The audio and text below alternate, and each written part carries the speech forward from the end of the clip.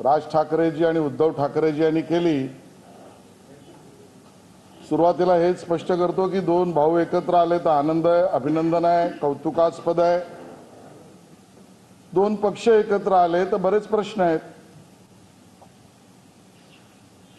आणि मग सातत्याने जी मांडणी करतायत ही मंडळी,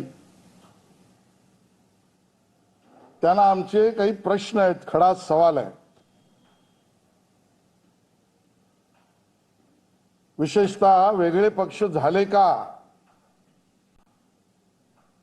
दोन पक्ष का निर्माण झाले?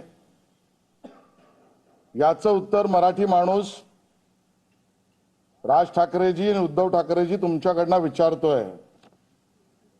कुठल्याही मराठी माणसाने दोन पक्ष वेगळे करा, दोन भाऊ वेगळे करा यासाठी आंदोलन नव्हतं केलं। आणि मग मातोश्रीच्या माझ्या विठ्ठलाला बडव्यांनी घेरलंय, विधान तुमचं होतं राज ठाकरेजी।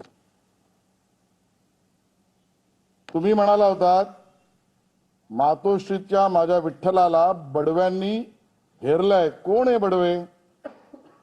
आज तुम्हाला सवाल मराठी माणूस विचारतोय, हे बडवे कोण? तुम्ही राज ठाकरेजी म्हणाला होतात वेगळा पक्ष करताना की 4 कारकुनांनी पक्षाचा ताबा घेतलाय। 4 कारकून पक्षाचा ताबा घेतायत। कोण आहे 4 कारकून? आज हे प्रश्न संयुक्तिक आहेत। ज्या वेळेला दोन पक्ष एकत्र येत आहेत त्यावेळेला हे 4 कारकून कोण आणि बडवे कोण याचं उत्तर मनसेला द्यावं लागेल। आणि मग आता या बडव्यांशी आणि कारकुनांशी घरोबा का? आता अचानक घरोबा कसा केला? हातमिळवणी कशी केली? गळाभेट का झाली? आणि म्हणून जे लावरे तो व्हिडिओ म्हणणारे आहेत त्यांना सांगतोय, या तुमच्या भाषणांचे असंख्य व्हिडिओ आहेत आमच्याकडे आणि आम्ही लावरे व्हिडिओ अंजन रूपी तुमच्या डोळ्यात घालू। तुम्ही काही म्हणाल, काही मुद्दे उपस्थित कराल आणि मुंबईकर आणि मराठी माणूस तुम्हाला वाटलं ते मान्य करील? तुम्हाला मराठी माणसाने कधी वेगळं केलं नव्हतं। दोन भाऊ असो, दोन पक्ष, आज संयुक्तिक का झालात?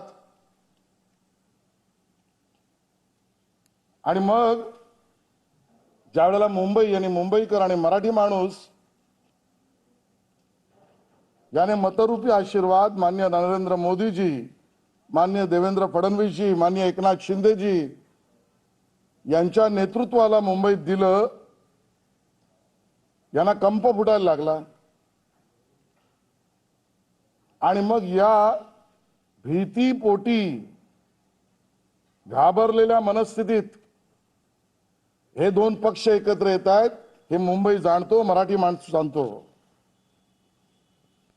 आणि मग त्यांचं एकत्र येणं हा मराठी माणसाच्या अस्मितेचा नाही, कारण त्याने आशीर्वाद मोदीजी, देवेंद्रजी, एकनाथ शिंदेजी महायुतीला दिलाच आहे। आणि मग मराठी माणसाच्या अस्मितेसाठी नाही, यांच्या पक्ष अस्तित्वासाठी एकत्र येत आहेत।